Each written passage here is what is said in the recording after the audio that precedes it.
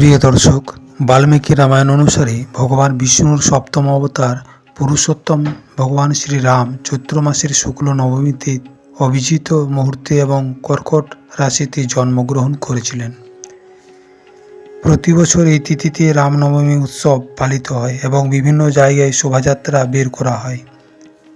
এই বছর অযোধ্যায় শ্রীরাম মন্দিরে রামনবমী উৎসব পালিত হবে।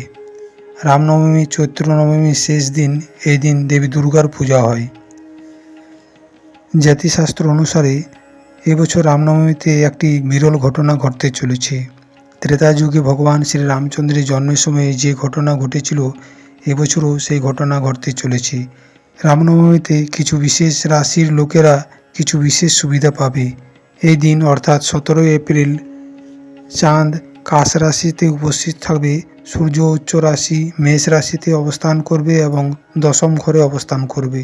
ভগবান শ্রীরাম যখন জন্মগ্রহণ করেছিলেন তখন সূর্য উচ্চ রাশি মেষ রাশিতে দশম ঘরে অবস্থান করছিল।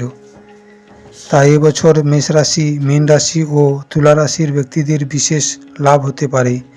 এই রামনবমীতে শুভ সময় হলো সকাল 9টা 57 থেকে দুপুর 12টা 31 পর্যন্ত।